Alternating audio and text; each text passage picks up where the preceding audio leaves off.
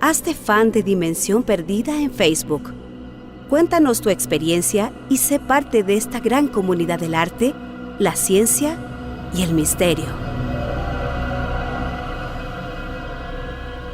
Yo creo que en el inconsciente colectivo, en la cultura popular, en la memoria popular, muchos personajes de fantasía, Leo y amigos, han atrapado la atención del público durante generaciones, décadas, siglos. Y yo creo que hay uno que encierra una cuota bastante especial de muchos factores. Sensualidad, misterio, seducción, y es la figura del vampiro. Así es, porque este capítulo está dedicado al vampirismo, a los vampiros como tal, como seres, como iluminados, como personas, como leyendas, mitos y realidad. Sí. Claro, y realidad, porque obviamente como todo mito, hay una base real que lo sustenta, algo de donde nace, de donde empieza a florecer todo esto. Y el mito del vampiro dista mucho en realidad del vampiro moderno, de esta imagen que tenemos que nos ha entregado por sobre todo la literatura y el cine. Tenemos que irnos, pero muchísimos años atrás, alrededor de unos 5.000 años atrás, donde nos vamos a la cultura persa, donde están los primeros indicios del vampirismo. No hay escritos, simplemente en vasijas de cerámica, Leo, donde se ven criaturas con formas humanoides que están bebiendo la sangre de sus víctimas. Ese es el primer indicio que se tiene sobre el vampirismo. Y de ahí, obviamente, si nos vamos mezclando a otras culturas que ya habitaban en el valle de la Mesopotamia, llámese babilónicos, sumerios, tenemos ya unas descripciones mucho más cercanas a lo que ya conocemos como el vampiro. Hay un concepto muy interesante aquí que estoy viendo en los archivos y documentos que hemos podido buscar, ¿no? Lamashtu. Lamashtu es el primer vampiro documentado, Leo. Bueno, de ahí estiman los estudiosos sobre el tema que habrían salido todos los demás mitos de vampiros. Lamashtu sería el primer vampiro, el original, el todo. Pensaron que era Drácula, no señores, es Lamashtu. Y bueno, Lamashtu, ¿qué es lo que era? Era descrito por la religión mesopotámica, ¿sí?, como la hija del cielo. Físicamente tenía una cabeza de león, un cuerpo de burro, era una criatura que estaba sedienta de sangre y atacaba, según las tradiciones y según los escritos que se han logrado recolectar, a las madres que estaban esperando guagüita, a los recién nacidos. Preferencialmente también atacaba a jóvenes vírgenes, pero de preferencia a las madres, a los niños y a las mujeres que estaban encintas. Los textos de la época lo describen de la siguiente forma: allá donde venga, allá donde aparezca, trae el mal y la destrucción. Hombres, bestias, árboles, ríos, caminos, edificios, a todos trae perjuicios. Es un monstruo sediento de sangre y hambriento de carne fresca.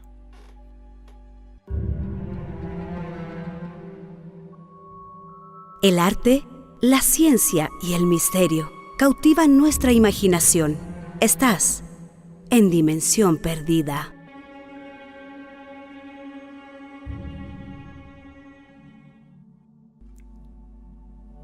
Avanzamos en el tiempo y nos vamos con la cultura babilónica, que dejó mucho. O sea, la cultura babilónica influenció a muchas otras. Mucho de lo que tiene la cultura judeo-cristiana y la cultura judía viene de la cultura babilónica. Recordemos que los judíos vivieron muchos años en el exilio en Babilonia y por lo tanto se empaparon mucho de la cultura que aquí estaba. Y bueno, aquí tenemos dos demonios particulares, pero no son dos demonios personificados, sino son dos razas de demonios, y que estas razas se llamaban Gayu y Taku. Y bueno, aparecían cuando un brujo los convocaba. ¿Y qué hacía este brujo? Por ejemplo, si el brujo le tenía mal a una comunidad, invocaba a estas razas de demonios y hacía que estos demonios fueran por todo el pueblo, digamos, y bebieran la sangre de las personas. Se comieran su carne, bebieran su sangre, y después estos bicharracos iban y vomitaban la sangre de sus víctimas por todos los campos y hacían que las cosechas se perdieran.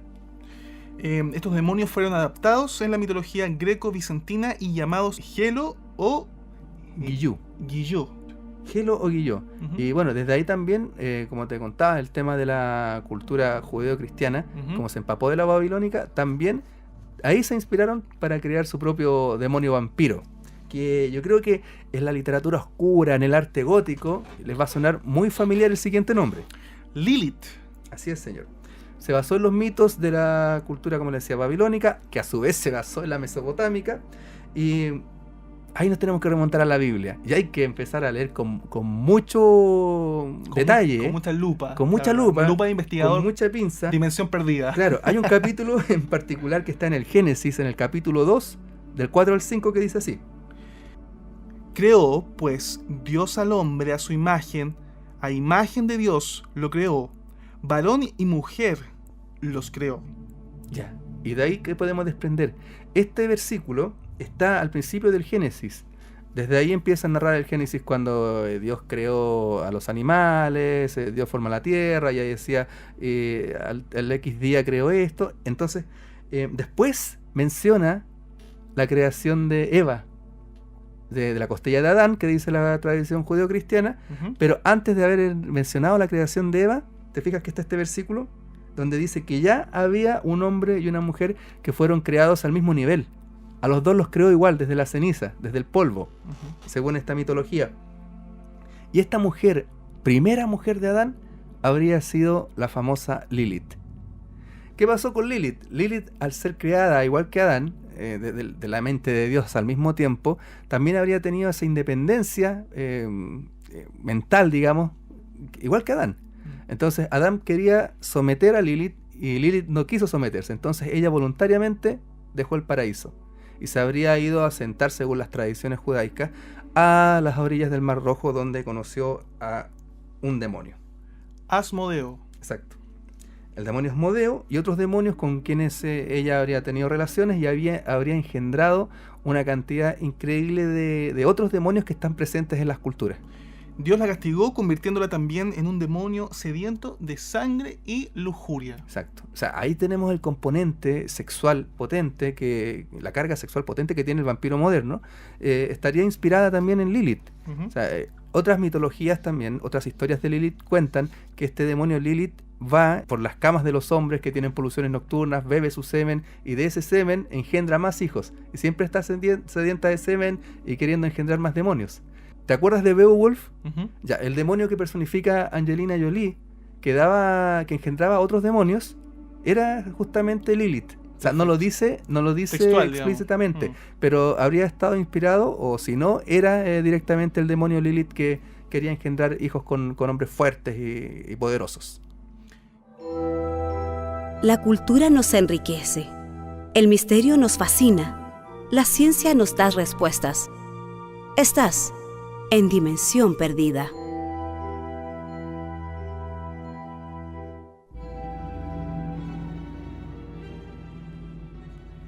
El mito del vampiro provendría de la necesidad de personificar los instintos o impulsos humanos reprimidos más primitivos. Es una representación del lado salvaje del hombre que se contrapone con las normas religiosas. Es también un producto de creencias como la sangre de ser fuente de poderío o vehículo del alma, temor a la depredación, la enfermedad o a la muerte, o a la fascinación por la inmortalidad y el instinto de supervivencia, Marcelo. Claro, estamos hablando en fechas de 2000, 3000 años atrás, cuando las culturas recién se estaban asentando. Cuando habían culturas fuertes como la babilónica, como la egipcia. En Egipcio también tienen mitos relacionados con el vampiro, aunque no son tan específicos. Pero también hay criaturas que beben sangre en la cultura egipcia, que también se habrían nutrido de las culturas mesopotámicas para hacer su personificación del vampiro. Claro, algunos estudiosos sugieren que el mito del vampiro en Europa, después del siglo XVII, se debe a la necesidad de justificar las epidemias causadas por enfermedades reales antes de que la ciencia lograra explicarlas racionalmente. Claro, o sea, imagínate, teníamos un montón de enfermedades que no sabíamos de dónde venían, qué las causaba, tifus, tuberculosis, un montón de enfermedades que obviamente causaban una mortandad terrible. Al no tener explicación, lógicamente, lo que siempre ha hecho la humanidad, al no tener explicación de algo, lo atribuye a algún fenómeno sobrenatural, y aquí donde la figura del vampiro era un chivo expiatorio para todo. Bueno, para complementar un poquito esa información también, que es bien interesante, porque ya obviamente nos remontamos al inicio del inicio, básicamente. No podríamos hablar de esto que viene desde hace miles de años, quizá antes de los egipcios, muchísimo antes, con otras culturas, como ya lo decía, los babilónicos, etcétera. Pero trayéndolo un poquito más hacia la actualidad, hablemos de algunos personajes y también indicios de cómo podría haber nacido la leyenda, la leyenda popular, por ejemplo, o algunos que otros historias en las cuales se nutre, por ejemplo, Drácula o lo que sea, ¿no? Ujú. Al final del programa vamos a hablar un poquito más acerca del cine, acerca de las obras literarias y todo eso, ¿no? Pero estamos hablando un poquito más de historia. Como ha señalado el escritor ocultista Dennis Wheatley, antiguamente, en épocas de grandes privaciones, los mendigos a menudo entraban en los cementerios y dormían en los mausoleos durante el día, saliendo de noche a buscar comida. Delgados, más lentos y vistos a veces saliendo de las tumbas en medio de la oscuridad, no tiene nada de extraño que fuesen confundidos con los legendarios y terroríficos vampiros. Muy buena explicación esa. Sin embargo, la confusión provocada por esos pobres desechos humanos textual no explica los casos de cadáveres hallados incorruptos al abrir sus ataúdes, por ejemplo. Este es un fenómeno poco frecuente, pero en absoluto desconocido, para el que se han propuesto diversas explicaciones naturales. Ciertamente, las características del sueño en que... Claramente, las características del suelo en que un cadáver es enterrado pueden influir enormemente en el ritmo de su descomposición, y que ha sido un tema que hemos hablado muchas veces acá, Marcelo, en Dimensión. En la isla volcánica de Santorini, Grecia, por ejemplo, los cadáveres se encuentran a veces intactos después de muchos años de ser enterrados, que las gentes del lugar hablan de mandar vampiros a Santorini, por ejemplo. Del mismo modo que en castellano decimos ir a vendimiar y llevarse uvas, para referirnos a mandar cosas a un lugar en el que éstas son superfluas. Pero con mucho, la más convincente explicación es la del entierro prematuro. Por ejemplo, algo muy interesante también. No todos los catalépticos fueron tan afortunados como el soldado irlandés que a principios del siglo XIX volvió a la vida, entre comillas, cuando estaban a punto de enterrarlo. El coma, la catalepsia y otros estados similares a la muerte que llenaban de estupor a muchas personas cultas difícilmente podían ser entendidos por los campesinos incultos y supersticiosos de otros tiempos. De hecho, ¿cuántos desgraciados habrán despertado para encontrarse dentro de un féretro con un montón de tierra encima de sus cuerpos, o, habiendo logrado tal vez salir del ataúd, se habrían visto atrapados en el mausoleo familiar, donde habrían muerto de hambre, de sed o de miedo?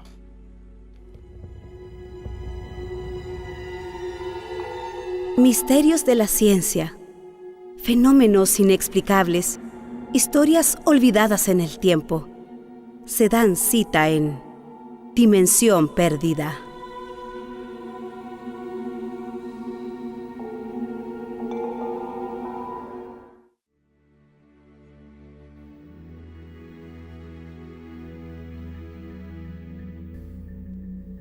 Terror más allá de la tumba. El entierro prematuro fue, de hecho, común. Se dice incluso que, al ser demolido un cementerio inglés del siglo XVIII para construir un aparcamiento, una tercera parte de los cadáveres desplazados por las excavadoras mostraban síntomas de haber luchado para salir de sus féretros. Entre estos síntomas estaban los dedos rotos al intentar forzar la tapa del ataúd en su agonía mortal, manos que salían del ataúd y sangre en las mortajas allí donde el cadáver había mordido su propia carne, presa de la desesperación o la locura. Y la presencia de sangre en un cadáver exhumado se consideraba generalmente como una prueba de que se trataba del cadáver de un vampiro. Dimensión Perdida. Algunas informaciones muy interesantes también que encontramos en este momento en nuestros archivos. Tengo un libro maravilloso que se llama Maravillas y Misterios, justamente hablando de fantasmas. Este es como una especie bueno, el libro cabecera que siempre tengo por ahí. Así que invitamos, por supuesto, a todos los amigos que nos están escuchando. Si quieren, nos pueden comentar sus libros de cabecera también que tengan que ver con estos temas. Pero obviamente la información continúa, Marcelo. Exacto, porque así como tenemos vampiros en la fantasía, hemos tenido casos de vampirismo en la historia.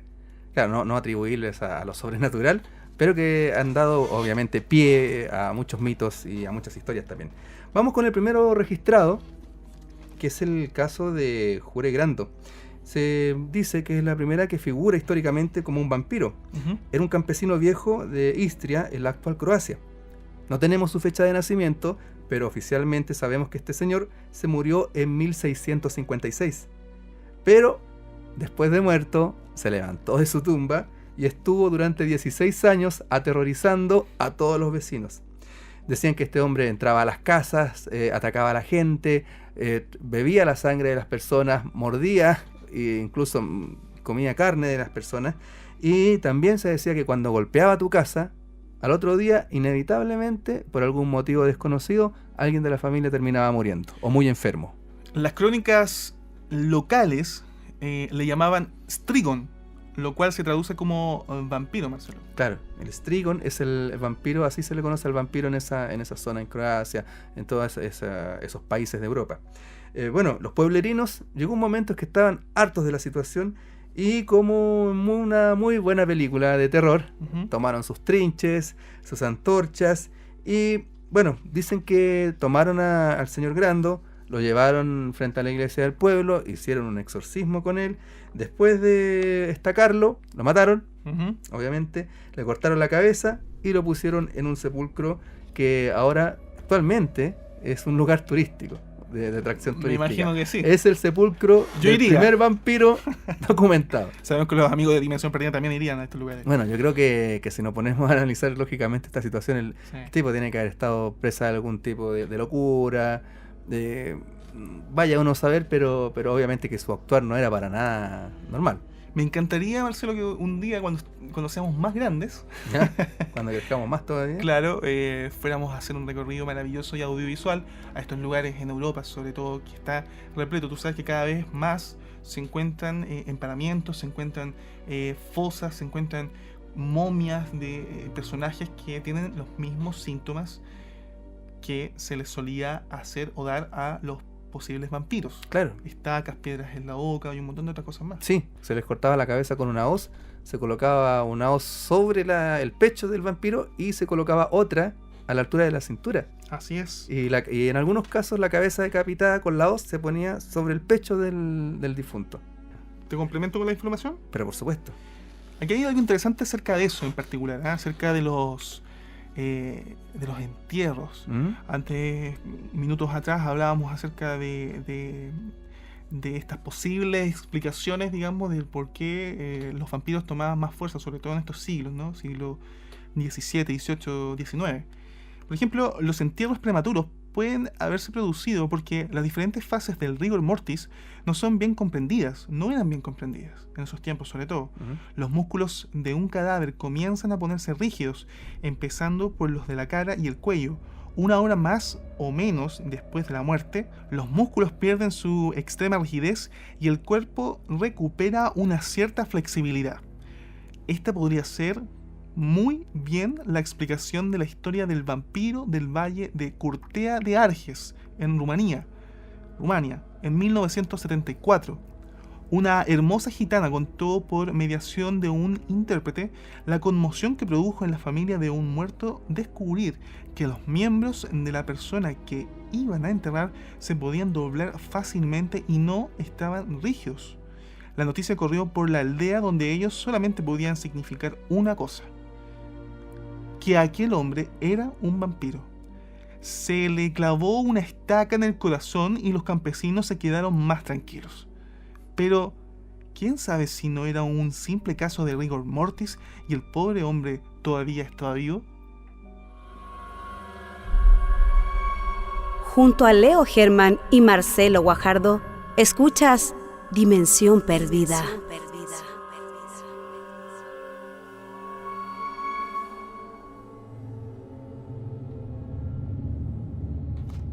qué buenas las historias, casos reales de vampirismo o documentados también. Muy famoso y ha dado pie para una cantidad de mitos, series, inspiraciones de libros. Es el caso de la condesa Elizabeth Bathory o Elizabeth Bathory. Y nos quedamos en Europa. En Europa, y siempre en esa zona de Europa del Este. Exactamente. Rumanía, Croacia. Esta vez en Hungría. Exactamente. Y bueno, esta condesa era conocida como la Condesa Sangrienta.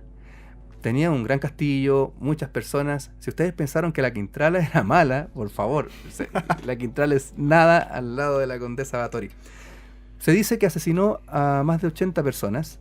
¿Y qué hacía? Sacaba la sangre de estas personas, la metía en una tina y ella se bañaba en esta sangre. Wow. Obviamente motivada por el mito de que la sangre aporta poder, que aporta juventud. También se decía que mientras se bañaba bebía esta sangre y el objetivo de ella era conservar su belleza. Existen cuadros y grabados de la época donde se puede apreciar que era una mujer de una gran belleza por lo demás. Bueno, obviamente las autoridades no se iban a quedar así. Finalmente terminó siendo juzgada y sufrió una sentencia terrible. La emparedaron. ¿Qué quiere decir esto? En una muralla de su propio castillo hicieron un hueco donde ella podía entrar de pie, con un espacio muy reducido, y la tapizaron con ladrillos. Le dejaron un espacio suficientemente amplio solo para que pudiera recibir ciertos alimentos, agua y pudiera respirar. Años pasó la condesa sufriendo su condena hasta que finalmente terminó muriendo emparedada. Wow, impresionante. Hablamos del siglo XVI. Así es. Hazte fan de Dimensión Perdida en Facebook.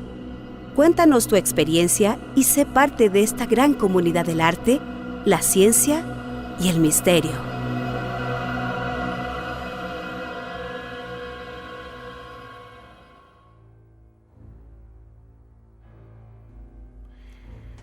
Vamos con el más famoso caso de vampirismo y el que ha inspirado toda la cultura popular que tenemos hoy en día sobre el tema.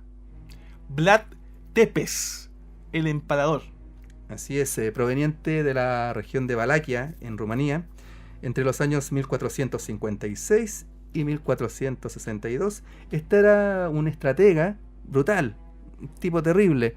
Brillante por lo demás, claro. Bueno, Vlad Tepes también era católico ortodoxo y pertenecía a un grupo llamado la Orden del Dragón. ¿Qué hacía Vlad Tepes? Defendía toda su región, toda la región de Rumanía, del avance de los turcos otomanos, que obviamente en esa época estaban conquistando gran parte de Europa. Eran una fuerza y un imperio brutal y tremendo. Les hizo frente de una forma terrible. ¿Y cuál era? Usaba el terror psicológico, Leo, porque él hacía esto. Tomaba muchos prisioneros vivos de sus enemigos. Entonces se los llevaba en campos donde solía haber muchas batallas. Él colocaba unas picas de unos 3 metros de largo de estacas de madera clavadas en el suelo y enterraba a sus enemigos ahí de una forma tal que no morían, sino que quedaban durante días y hasta a veces semanas agonizando. Entonces, ¿qué pasaba? Cuando los turcos llegaban avanzando y llegaban a estos campos que armaba Vlad Tepes, Vlad Dracul también conocido, sí, veían a estos tipos empalados, a cientos de prisioneros empalados ahí. Una de las primeras formas de guerra psicológica que se conocen, pero textual, tremendas, terribles de esa forma, ¿no? Claro. Imagínate ver todo ese, lo hemos visto en películas, recientemente se hizo una película acerca de esta misma historia, en particular esta misma escena, básicamente. La historia no contada de Drácula. Exactamente, y ahí podemos ver ese valle prácticamente repleto de estacas gigantes y empalados. Sí, claro, imagínate lo que es para las fuerzas enemigas llegar con todo el ánimo a pelear y ver este escenario, y lo primero que se te debe cruzar por la cabeza es, chuta, ¿qué clase de monstruo pudo haber hecho esto? Y se hablan de centenares de hombres, o sea, no algunos, sino que centenares de hombres en esa situación agonizando empalados. Así es. Entonces, ¿qué pasaba con esto? O sea, eran muchas personas, cientos de personas empaladas. Debe haber sido una imagen terrible para los testigos de eso. Bueno, el asunto fue que Tepes obviamente murió después, y la figura se convirtió en una leyenda tan grande que obviamente con el pasar del tiempo la leyenda va creciendo y se le van agregando otras cosas. Se decía, ya después se agregó el componente que Tepes, además de empalarlos, les bebía su sangre y se comía su corazón, y de a poquitito fue alimentándose este mito, y así fue hasta que Bram Stoker en 1897 publica este libro que todos conocemos llamado Drácula. Te complemento con una información interesante también para esta parte. Charlotte Stoker solía contar al pequeño Bram una terrible historia acerca de una de las víctimas de una epidemia de cólera. Una mujer a quien se creía muerta fue arrojada junto con un montón de cadáveres a una fosa con cal. Pero su desesperado marido, que había ido a recuperar su cadáver para enterrarla decentemente, descubrió que aún respiraba. La mujer vivió felizmente durante muchos años después de esa terrible experiencia, pero ¿y si se hubiese recuperado sola y alguien la hubiera visto salir tambaleándose de noche de una fosa común? Seguro que habría sido confundida con uno de los muertos vivientes. Hazte fan de Dimensión Perdida en Facebook. Cuéntanos tu experiencia y sé parte de esta gran comunidad del arte, la ciencia y el misterio.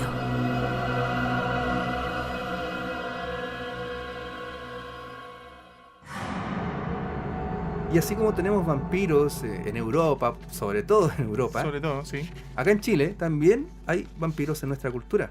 Esto es muy interesante. Yo no he escuchado ni tampoco tengo tanta noción acerca de este tipo de seres maravillosos, por lo demás. Maravillosos desde el punto de vista cinematográfico, leyenda, qué sé yo.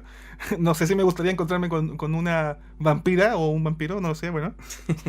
Dependiendo, vampira, prefiero. dependiendo de la vampira. Si es como la Mónica Bellucci en el Drácula de... No puedo decir nada en este de momento Coppola. acerca de eso. Pero bueno, sí, amigos, obviamente tenemos que reírnos un poco porque obviamente los temas son un poco profundos igual y nos encanta, por eso mismo lo pasamos también. Pero volvamos, vampiros en Chile, dime qué hay de eso. En la cultura mapuche existe un espíritu que se llama el Am. Si un machi, porque bueno, como toda brujería hay brujos buenos, brujos malos, y también hay machis de magia blanca y negra. Si un machi de magia oscura toma uno de estos espíritus llamados Am, que son espíritus de personas y por lo general de personas que mueren de forma violenta, lo puede eventualmente transformar en un Huitlarnahue. ¿Ya? Y este Huitlarnahue es un espíritu que se transforma y toma cuerpo. Toma forma de un ser humanoide con grandes alas, muy similar a un murciélago, que puede asolar a la población. ¿Y qué hace el Huitlarnahue? Chupa sangre. ¿Pero de qué forma? Cuando toma una víctima, a un ser humano, le atraviesa el corazón y bebe sangre haciéndole un hoyo en el corazón. Bueno, la forma de eliminar a este engendro, digamos, es que otro machi haga una especie de conjuro también, un ritual, para que pueda alejar al Huitlarnahue y que pueda salir este espíritu, esta alma, pueda salir del cuerpo del Huitlarnahue y seguir su camino. El Piguchen es un pequeño vampiro que habita en el sur de Chile. Esta pequeña criatura inspiró mitos mapuches sobre una gigantesca bestia alada que succionaba la sangre de sus víctimas. También se relaciona con el chupacabras. Sí, Piguchen. Pues sabemos que tenemos vampiros acá en Chile, vampiros de verdad, murciélagos bebedores de sangre, que también se les dice Piguchen. Y el Piguchen, es Piguchen en la cultura mapuche, es este monstruo también que devora y que bebe sangre. Entre paréntesis, en México podemos encontrar el murciélago vampiro, se conoce como tal, Desmodus rotundus, que vive en México, y esta criatura de apenas 8 centímetros de longitud, estas criaturas son capaces de alimentarse de la sangre de sus víctimas, animales dormidos principalmente, sin llegar a despertarlas. Así es. Y si tú caminas por Recoleta y te metes al barrio de los cementerios, estás en el cementerio católico, entras al hall. Hemos estado ahí. Hemos estado así, hemos hecho video y todo. Giras a mano izquierda, caminas unos pasos, te vas a topar con unos pasillos, y el primer pasillo que te topes, giras de inmediato a la derecha y te vas a encontrar con una tumba bastante particular, que tiene una historia, que bueno, se sabe ya que el mito que se generó sobre ella no es verdad, pero es interesante y es pintoresco a todos modos destacarlo. Y es la tumba de don José Tomás Vargas, que fue sepultado en 1895 y se le llama en la cultura popular el primer vampiro chileno.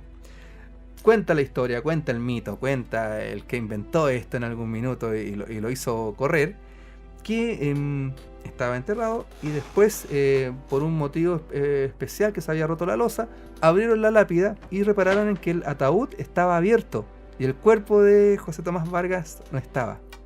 Las personas que lo abrieron primero se espantaron y después volvieron al otro día y el cuerpo estaba en el lugar. Y de inmediato se atribuyó que este caballero era un vampiro. Bueno, ¿qué pasó? Sellan la tumba de José Tomás Vargas y hacen unas esculturas. Y la escultura está hasta el día de hoy. Y se puede ver que es una especie de tira de collar de ajos con unas estacas atravesadas. Y un corazón que está ahí en ese lugar. Y unos ángeles que están custodiando. Se dice que obviamente que estas esculturas son para evitar que este vampiro salga de su tumba. ¿La realidad cuál es? Es que no hay mito tal, que lo inventaron en algún momento solamente, y que eso que está ahí en realidad no serían estacas, sino que serían los clavos de Cristo en la escultura, y que esta tira de ajos sería en realidad una tira de rosas. También te voy a volver a complementar esta información, ¿vale? Con otra información, pero entre paréntesis también, antes de continuar con esto, acerca del ajo, ¿vale? Existe una explicación lógica para el extendido uso del ajo para ahuyentar a los vampiros. La peste era transportada muchas veces por las moscas y se observó que ciertas granjas no la padecían si en ella colgaban ristras de ajo. No era un caso de magia, los dientes de ajo exudan un líquido que las moscas detestan. El ajo ingerido por el hombre se considera un antiséptico natural y un depurativo de la sangre. Los vampiros eran también un chivo expiatorio en muchas comunidades rurales cuando había mucha mortandad entre el ganado, por ejemplo.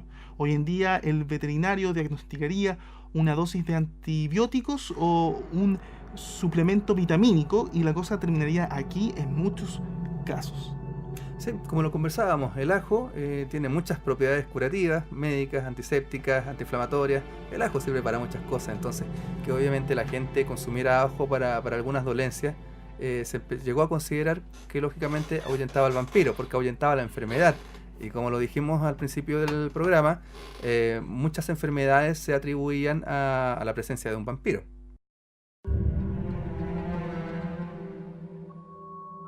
El arte, la ciencia y el misterio cautivan nuestra imaginación. Estás en Dimensión Perdida.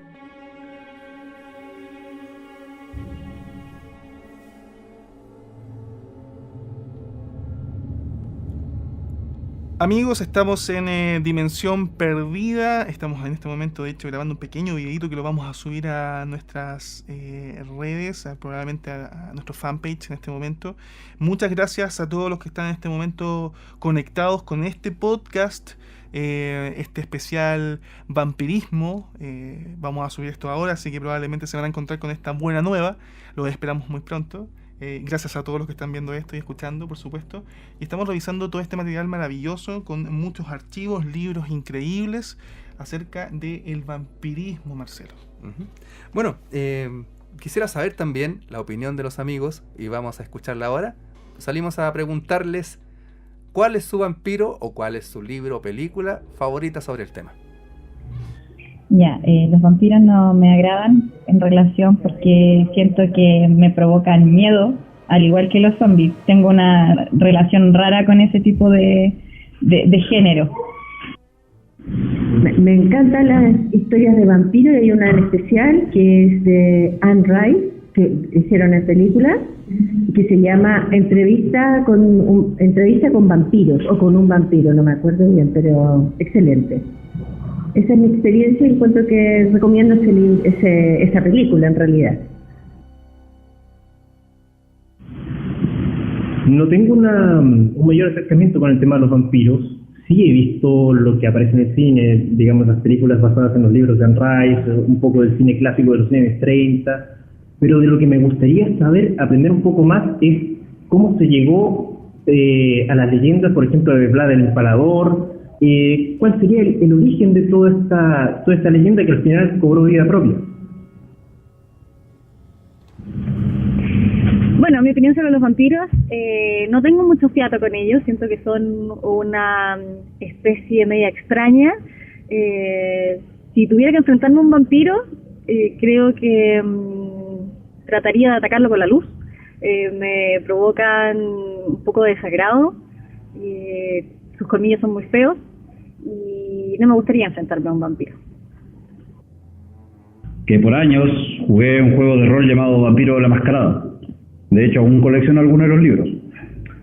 Pero fue hace un tiempo atrás y de vez en cuando les pego una ojeada. Y sé de que también están basados en otra literatura, como por ejemplo la de Anne Rice.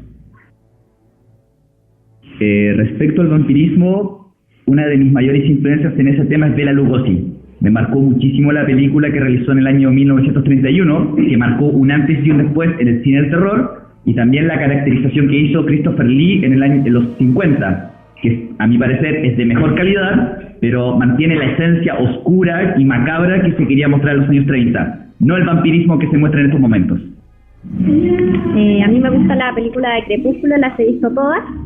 Me gusta principalmente por el personaje, Edward Cullen, porque lo encuentro muy misterioso, muy blanco, muy vampiresco. Y es como muy seductor también, tiene una mirada que mata.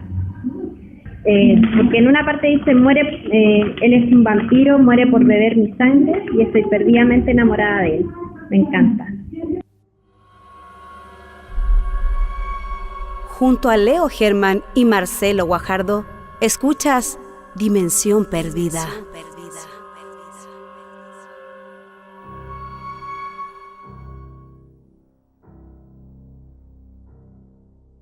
Oye, bien variados los gustos de los amigos que participaron en esta oportunidad. Como siempre, agradecidos de todos los que están aportando lo suyo, los que están viviendo con nosotros la experiencia de hacer Dimensión Perdida. Así que muchas gracias por participar, amigos. Vampirismo, hoy en Dimensión Perdida. Vamos con algunos datos curiosos, Leo, sobre el vampirismo. Los mongoles invadieron Europa oriental en el siglo XIII. Esto llevó a una mezcla cultural con la población local.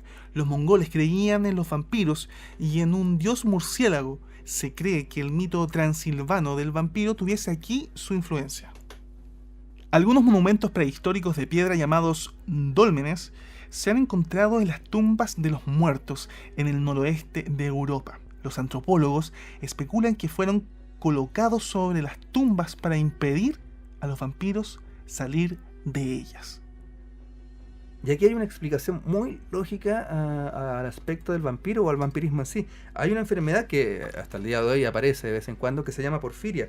¿Y cuáles son los síntomas? También se le conoce como la enfermedad de Drácula. Es causante de síntomas muy parecidos a una imagen de vampiro. El vampiro, o la persona enferma de porfiria, padece de una palidez fantasmal, delgadez extrema, y cuando son muy delgados, ¿qué pasa? Se les crecen las uñas, claro. Se alargan los caninos, pierden pelo, y también la porfiria, la particularidad principal es que las personas que la padecen no soportan la luz del sol, y les causa daño, quemaduras en la piel. Y bueno, obviamente que las personas que tenían este padecimiento en la Edad Media, obviamente que al no tener explicación eran de inmediato confundidos con un vampiro. Claro, eso te hace divagar un poco y tratar de visionar lo que pasaba en esos tiempos, en donde no había una cultura médica más desarrollada, por decirlo de algún modo. La medicina no es que estuviera en pañales, pero claro, estaba muy inferior a lo que es hoy en día. Entonces muchas cosas se confundían básicamente. Las mismas enfermedades mentales, por supuesto. Se atribuían, enfermedades mentales que se atribuían a posesión de demonios. También con lo que hablábamos recién de la porfiria, claro. Otro síntoma que en algunos casos la porfiria llegaba hasta el nivel que la persona se volvía loca. Entonces imagínate ver este ser pálido con uñas largas, dientes largos, loco atacando gente. Era obvio suponer que las personas iban a terminar confundiéndolo con un monstruo o un vampiro en este caso. Y bueno, en diciembre de 2015, no hace mucho, en Polonia se encontraron 4 tumbas de entierros de vampiros, como lo conversábamos hace un rato.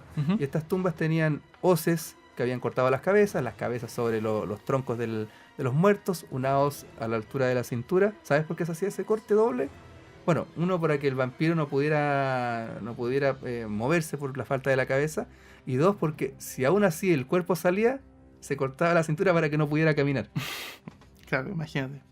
Tremendo. La creencia popular de esos tiempos. Tremendo. Y bueno, también previamente, en 2013, en la misma ciudad de Polonia, se encontraron 44 tumbas con cuerpos con las mismas características. Y otro factor también que había era que se le ponían monedas de cobre en los ojos o en la boca a estos seres. Decapitados y colocados los cráneos entre las piernas, de las manos o sobre uno de los hombros.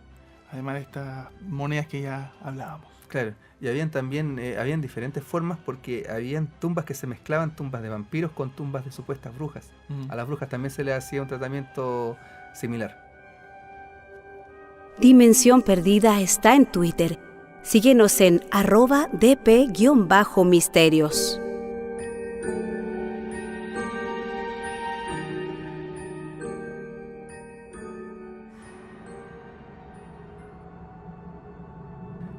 Y ya que estamos hablando de vampiros, ¿qué les parece, amigos, si vamos a escuchar una narración breve dedicada al tema?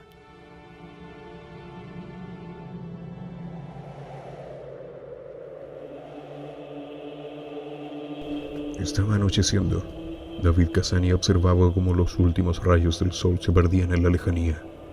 De pie sobre la torre más alta de la mansión, aquella que daba al acantilado, mantenía la vista fija en el horizonte. Le quedaba una única solución: arrojarse al vacío. La puerta que daba a la torre estaba cerrada bajo llave.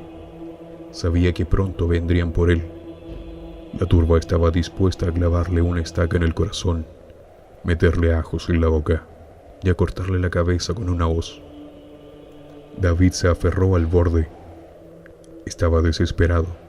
A aquellos pueblerinos se les había metido en la cabeza que él era el vampiro de la región de Astreza, que él era la bestia infame que había asesinado a más de 7 lugareños en las últimas 3 semanas. Todo coincidía. El tiempo de su llegada a la zona, aquel extraño padecimiento que lo hacía rehuir del sol y le daba una palidez fantasmal. Los colmillos que le asomaban en el maxilar daba su extrema delgadez. Estaba estigmatizado como el vampiro, y no había forma de convencerles de lo contrario. Él, un simple tratante de ganado, estaba condenado a ser eliminado de forma cruel y sin sentido. Volvió a levantar la vista. La altura era considerable hasta las rocas del mar. No había nada que pudiera amortiguar la caída. Escuchó voces tras la puerta. La turba comenzó a golpear violentamente la entrada entre insultos y amenazas. La puerta se abrió de golpe. Al girar su cabeza, David vio trinches y hoces. Percibió también el penetrante olor del ajo. Uno de los intrusos se adelantó al grupo, alzando una estaca. En un segundo, David sintió el aire en su cara. Su cuerpo caía desde lo alto e impactó contra las rocas. El sonido de las olas ahogó el violento golpe. La turba miraba desde lo alto. Era necesario bajar por el cadáver para cortar su cabeza y quemarlo. De otro modo, la amenaza del vampiro no concluiría. Desde una oscura cueva en el acantilado, unos ojos brillantes observaban. Aquella bestia sanguinaria ya sentía de nuevo un hambre feroz. Un hambre que solo la sangre podía saciar. El vampiro de Astreza salió de su escondrijo, internándose en la noche, dispuesto a sembrar una vez más el horror en la región.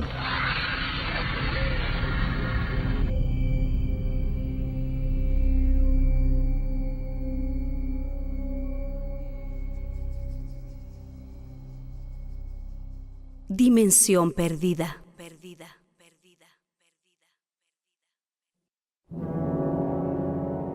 Y yo los quiero invitar, si alguno de ustedes tiene un cuento de misterio que les gustaría grabar, envíenlo a contacto@dimensionperdida.com.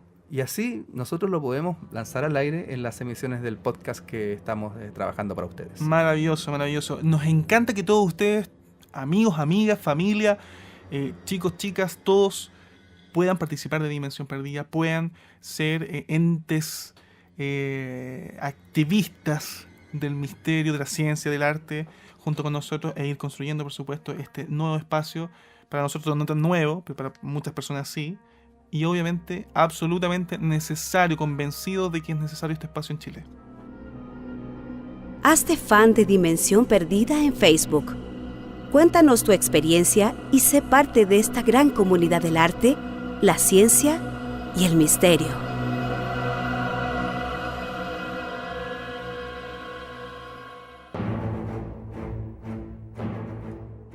Mito del vampiro. Leo, ¿sabías tú que la imagen del vampiro que tenemos ahora deriva desde Drácula? Desde Bram Stoker, pero ojo, no se engañen. No sé si has tenido la oportunidad de leer el libro original de Drácula, Leo. Algo he podido leer, sí. Ya, yo leí el libro original de Drácula y me llamó mucho la atención que la película del 92, la de Francis Ford Coppola, con el tremendo papel que se manda Gary Oldman ahí haciendo del conde, el Drácula de Bram Stoker, lo venden así. Pero lees el libro de Drácula, ves la película de Coppola y no tiene nada que ver. Claro, son diferentes, por supuesto. Son muy diferentes, Leo. Ahora, sí. Sí, ¿por qué? Porque mira, la imagen del vampiro, hasta antes de Drácula, siempre el vampiro era un monstruo, horrible, desagradable. En algunas culturas, por ejemplo, como el Yanqi de China, era un ser horrible, putrefacto, hediondo, que a la vista era muy desagradable. Y después de que la cultura china se entremezcla con la europea, después de Bram Stoker, ya el Yanqi ya cambia. Y ya pasa a ser un vampiro un poco más estético. Y aquí es igual. Pero la diferencia es que en el libro de Bram Stoker no hay historia de amor. Y el libro de Bram Stoker son solo cartas. Cartas de Mina Harker, de John, del Dr. Van Helsing, de los protagonistas de la historia, de Lucy, que van narrando la historia a través de cartas. Pero en ningún momento está presente esta historia de amor que vemos en la película. En ningún momento el personaje de Mina Harker se enamora del conde. En ningún momento. Y ella incluso cuando están matando al conde Drácula, que ella va así a matarlo también con todo el grupo que llegó ahí, al castillo, ella lo mira y dice que lo ve horrible, una criatura repugnante, pero sin embargo no deja de sentir lástima por esa criatura cuando la están atacando a Drácula. Entonces, claro, en la película se le da un contexto, obviamente que lo que tiene que vender es una historia de amor, tú como audiovisual lo sabes también, Leo. Y claro, lo narran desde ahí, desde el amor, desde la historia bonita, desde el enamoramiento de ella con él. Tengo una pregunta. Pregunta. ¿Fue Drácula la primera obra sobre vampiros? No. Absolutamente no. El clásico de Bram Stoker que estábamos comentando recién, publicado en 1897, tuvo varios antecedentes importantes en el siglo XVII, en el siglo XVIII y XIX. Diversos autores del romanticismo alemán e inglés abordaron la figura del vampiro, como Johann Wolfgang von Goethe en La novia de Corinto, 1797, y Lord Byron, que en su coautoría con su médico John Polidori, elaboró la primera obra de ficción sobre esas criaturas, El vampiro, 1819. Entre 1845 y 1847 se publicó en Inglaterra Burning, el vampiro, un conjunto de panfletos de horror gótico.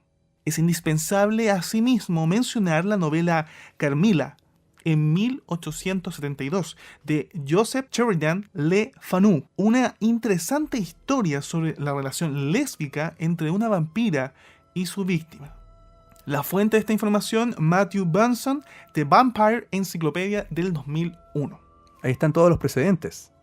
Básicamente podemos encontrar esos y muchos más, pero por supuesto dentro de una obra cultural, teatral, literaria, ya hemos expuesto allí algunos de los más clásicos.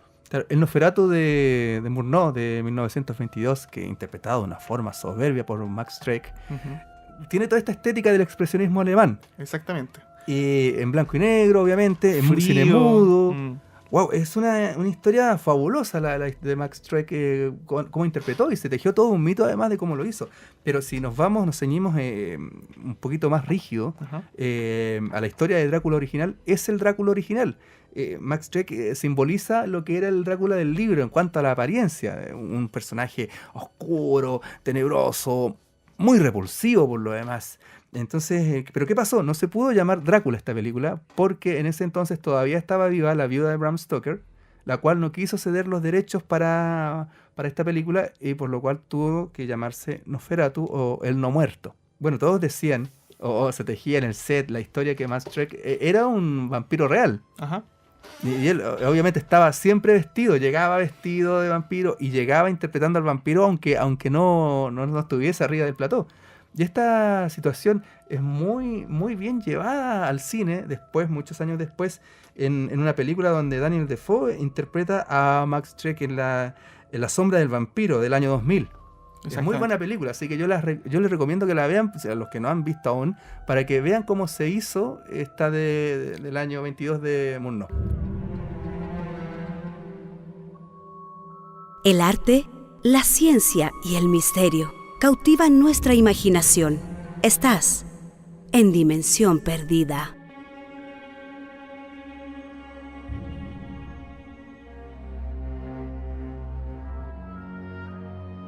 Bueno, vamos del cine al teatro, ¿te parece? Sí, por supuesto. Vamos del cine al teatro porque al final de la primera versión teatral de Drácula, en 1924, el actor-productor Hamilton Dean, que interpretaba el papel de Van Helsing, aparecía delante del telón para tranquilizar al público con la siguiente frase, Marcelo, y es maravillosa esta frase. Un momento, damas y caballeros. Una palabra antes de que se vayan. Esperamos que el recuerdo de Drácula no les provoque pesadillas. Por ello, quiero dirigirles unas palabras. Cuando lleguen a casa esta noche y encuentren las luces apagadas y tengan miedo a mirar detrás de las cortinas por temor a ver aparecer una cara al otro lado de la ventana, bien, tranquilícense y recuerden que al fin y al cabo esas cosas sí existen. Los mató. Maravilloso. Jugando también con la sensibilidad colectiva, ¿no? Y con todo lo que ya habían vivido, imagínate en ese tiempo en el teatro. Claro, obvio. O sea, si nos ponemos a ver interpretaciones notables de Drácula en la historia, o sea, ¿qué decir del Drácula de la década del 30 con Bela Lugosi? Que ahí ya los derechos, murió la señora de Bram Stoker, se liberaron los derechos, y ahí vamos corriendo a tomar de inmediato y hacer ya Drácula como corresponde. Bueno, muchos fueron los intérpretes además, no solamente Bela Lugosi y esa cantidad de directores que empezaron a hacer cosas, pero Bela Lugosi, por supuesto, que es un ícono dentro del cine de monstruos de esos tiempos. Hablamos de 1930, 1940, claro. Y yo tuve la oportunidad de tener en mis manos en VHS, imagínate, una película de este Drácula de Bela Lugosi de 1931, efectivamente con efectos especiales maravillosos, freaks, para la época, en donde tú veías los murciélagos de goma, claro, con hilos, maravilloso cómo se creían todo ese cuento. Y por supuesto se lo siguen creyendo. Claro, y este recurso de los ojos iluminados de Bela Lugosi con una mirada muy inquietante por lo demás. Sí. Bastante. Bueno, y si habláramos de películas de vampiros, wow, tenemos montones y el vampiro se ha transformado de una forma tan disímil, tan increíble. Tú dices, ¿cómo puede haber este tipo de vampiros? Y lo hay. O sea, tenemos vampiros superhéroes como Blade de Marvel. ¿Qué decir de la película de Generación Perdida, que fue todo un éxito de taquilla en el 87? Uh-huh. Con Jason Patric en el rol principal, con Kiefer Sutherland, que encabezaba esta pandilla de vampiros motoqueros y rockeros que con música de Inex es una cosa fabulosa. Pero si yo tuviera que elegir una película de vampiro favorita, para mí sería la de 1967 de Roman Polanski, La danza de los vampiros, Leo, que enfoca el mito del vampiro desde una mirada muy satírica, uh-huh, con un humor muy espeso. Roman Polanski cuenta una historia de vampiros y cuenta cómo el vampirismo también se empieza a esparcir por todo el mundo. Para quienes no han tenido la oportunidad, se las recomiendo, pero a ojos cerrados, véanla. La danza de los vampiros de Roman Polanski. Por supuesto que hay otro personaje súper importante dentro del cine, y que para mí y para muchos realizadores también, un hombre increíble, realmente un realizador increíble, este señor alemán, Werner Herzog, que en 1979 él hace Nosferatu, Vampiro de la Noche. Qué tremendo. Esa es como un remake del Nosferatu del 22. Sí, exactamente. Con Klaus Kinski en el papel. Sí, te digo de inmediato. Aquí tengo en la dirección, a Werner Herzog, producción Gaumont, uh-huh, y el guión es también de él, de Werner Herzog.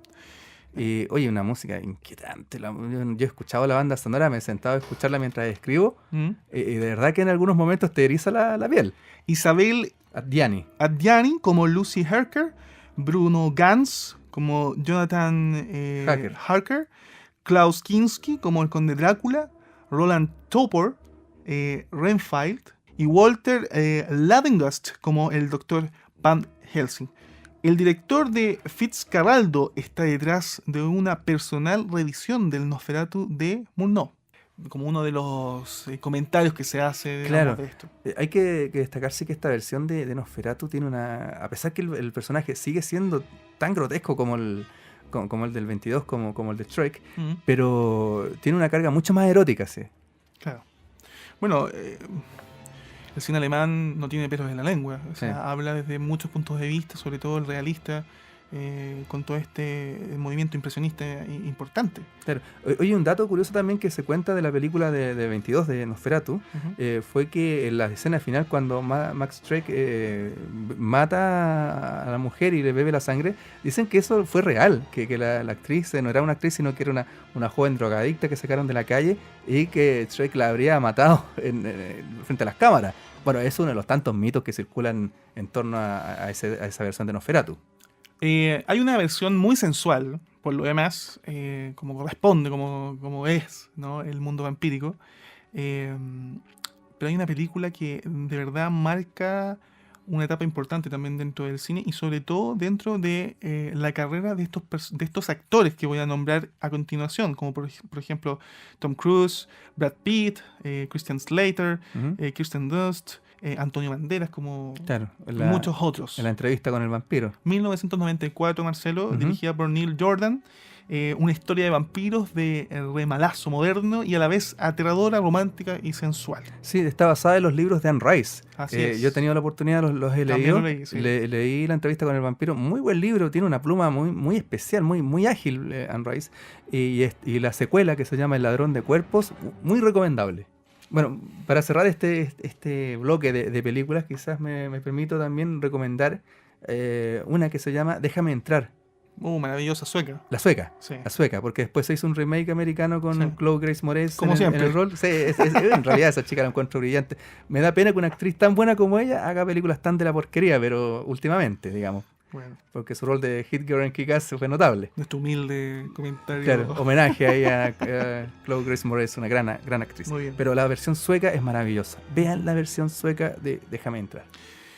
Una versión que habla desde un punto de vista europeo, frío, actual, porque es una película, si no me equivoco, de el año 2008. 2008, imagínate, con la historia de una pequeña, no voy a hacer spoiler aquí, yo soy Mr. Spoiler, claro, pienso que todos han visto las películas, perdón por eso. Aquí bajan el volumen del podcast. Exacto, no, pero aquí el personaje principal es una pequeña vampiro, que yo le digo tienen que verla ahora. Véanla. De todas maneras. Y vean la americana también. La americana es buena, pero al final hay que ver todo. Uno se queda con lo malo, con lo bueno y con lo malo, sobre todo para aprender, por lo menos en mi caso. Claro, lo que pasa es que la sueca, como te dices tú, contiene todos estos elementos del cine europeo muy propios. Dimensión perdida. Amigos, nos estamos acercando al final de este podcast, de este humilde, breve por lo demás, porque podríamos estar bastante tiempo más hablando acerca de este mundo maravilloso. Siento que se nos quedan muchas cosas también ahí en el tintero, pero probablemente vamos a seguir hablando de esto. Por ejemplo, no hemos hablado acerca de las comunidades que actualmente existen acerca de esto. La gente que desde lo gótico también entra mucho en esta dinámica. Pero también da para un programa entero hablar acerca de lo gótico. Sí, y los juegos de rol en los cuales participan estas comunidades, juegos de rol donde interpretan diferentes razas de vampiros. Y los videojuegos también. Los videojuegos. Sí, los cómics. Los cómics, hay de todo. Sí, probablemente un día vamos a dedicar también una sesión de Dimensión Perdida a hablar acerca de todo esto. Pero bueno, esperamos que les haya gustado muchísimo este programa, igual que nosotros. Estamos felices de poder continuar con ustedes. Recuerden que estamos en todas nuestras redes sociales, Marcelo, las volvemos a comentar.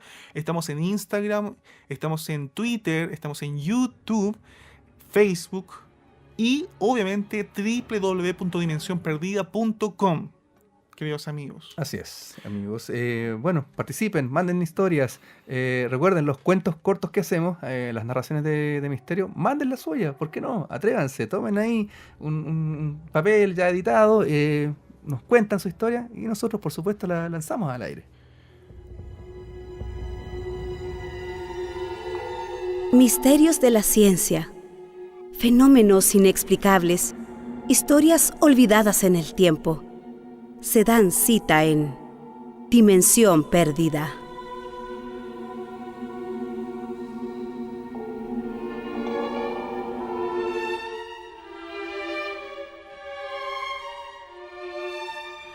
Queridos amigos, nos tenemos que retirar, tenemos que seguir investigando, tenemos que seguir trabajando, tenemos que seguir ahí sumergidos en los millones de archivos que tenemos que revisar todavía. Tenemos toda una vida para continuar, pero por supuesto hay que trabajar.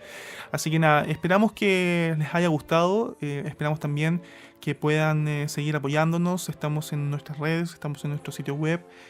Pronto vamos a comenzar con algunas dinámicas muy interesantes que ya vamos a empezar a estrenar, a decirlas, en donde vamos a poder tener la posibilidad de contar con experiencias con ustedes, in situ, digamos, no solamente a través de lo digital, Marcelo. Proyectos muy interesantes que se vienen para ustedes, así que atentos siempre a las novedades que vamos a estar contándoles en nuestro sitio, en nuestras redes, en el programa. Así que ustedes, amigos, recuerden, son parte integral de esta Dimensión Perdida y obviamente inviten a más gente a sumarse, inviten a sus amigos a darle un me gusta a nuestro fanpage y a la página y a todos los sitios donde estamos en internet. Bueno, el llamado para quienes están en este momento preciso en YouTube, si quieren, abajito de este capítulo, aquí mismo pueden comentar, ¿no? Si se nos ha quedado algo en el tintero, si nos quieren comentar algo más, si quieren aportar información, datos o lo que sea, pueden hacerlo ahora comentando aquí abajito en la zona de comentarios de este capítulo acá en YouTube. Así que eso también, replicarlo para la gente que está en otros lugares escuchándonos. De todas maneras, no pierdan la posibilidad de compartir con nosotros. Bueno, amigos, hasta aquí hemos llegado por ahora. Les dejamos invitados a que estén atentos, que el próximo podcast de Dimensión Perdida se viene con todo. Amigos, hasta pronto. Soy Leo Germán, junto a Marcelo X, haciendo este podcast, saludando también a Universidad UNIAC. Y, obviamente, recuerden que no estamos solos. Hasta pronto. Adiós.